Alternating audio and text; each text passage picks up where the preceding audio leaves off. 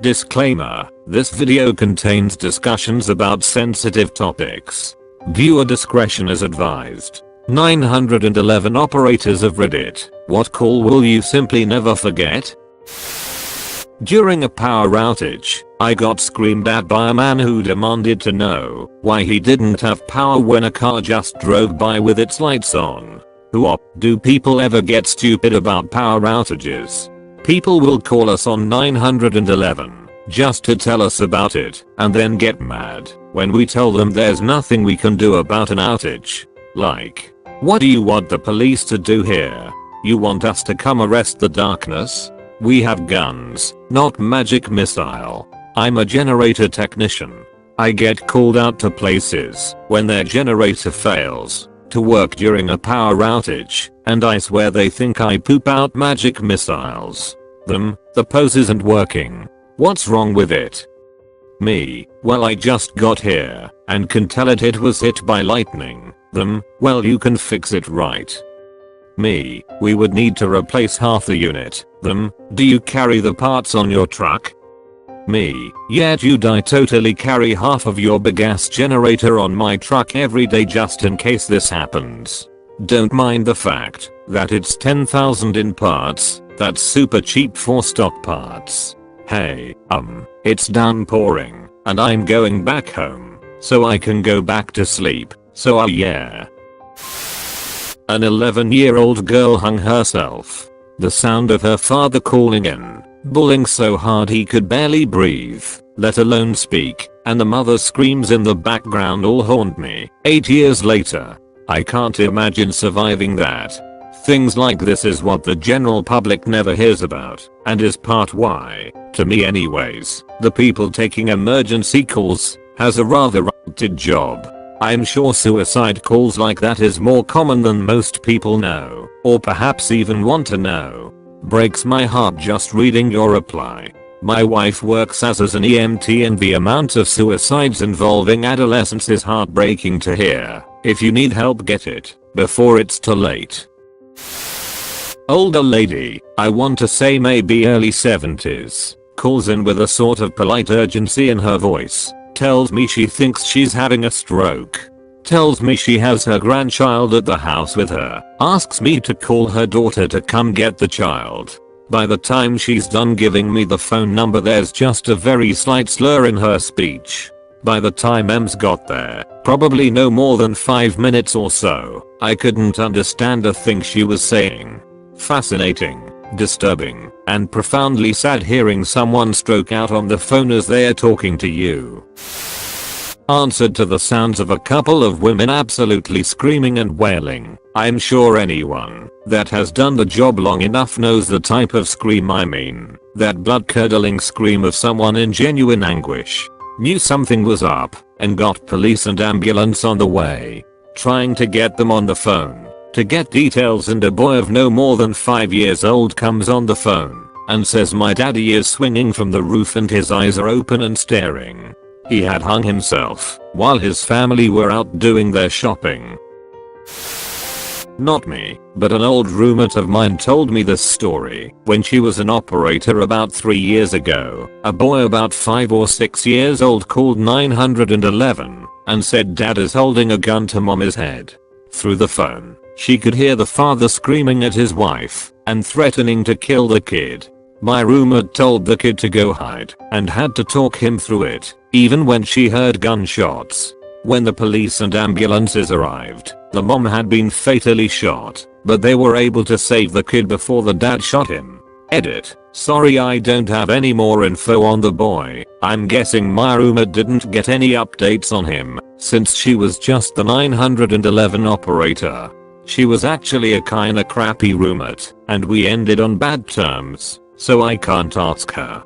She moved around a lot, so I don't remember where this happened, but I remember she said it was a rough area. She had a lot of intense calls. I took a call from a woman who told me her 15-year-old nephew had locked himself in the garage during a family gathering after making suicidal statements. I stayed on the line with her until my deputies could get on scene. Before they got there, however, The family was able to gain entry to the garage, only to find him hanging by the neck from the garage door opener while burning to death. Apparently he had doused himself with gasoline or some sort of accelerant, lit himself on fire, and then dropped with a rope. I'll never forget the screams of horror from the caller and the rest of the family in the background when they saw him, as well as the cracks in my sergeant's voice as he yelled for more units over the radio as the family started mobbing them when they arrived on scene. I worked for a dispatch company very similar to Life Alert. An older lady in her 90s thought someone was intruding on her property and called the cops. She had severe dementia though, and forgot she had called the cops, so when they rang her door she thought they were the intruders. So she hit her wrist button to get in contact with us. Then she got her gun. I then called the police while also talking to her, and literally on the recording you could hear her taking shots at the police officers on scene while they freaked out, while I got my supervisor as soon as possible, tried to talk her down. The police and I eventually got her to calm down and stop firing, but apparently she had missed a police officer by just 6 inches. Family had to get involved, and she ended up moving to a nursing home shortly after. Dementia sucks. Dementia with a gun. That was never going to end well. Can't believe she didn't have to surrender the gun when she was diagnosed. Sometimes they don't end up getting formally diagnosed for various reasons. For instance, a dementia diagnosis may mean power of attorney for someone else, which the dementia person may really not want. Also, someone might have dementia and people around them know it, but if you can't drag them to a doctor to give a clear diagnosis, then no formal diagnosis. And sometimes doctors give an unclear diagnosis, for instance memory loss, but still capable of making some decisions. I'm sure plenty of other people will have crazier ones, but the first time I took an overdose call, it's a crazy experience, literally hearing someone dying on the other side of the phone. It was sort of a mix of gurgling, screaming, and gasping for air. Fortunately, the friend of the person that was odding was the one who called, so I could actually get some information to pass along to my officers/firefighters.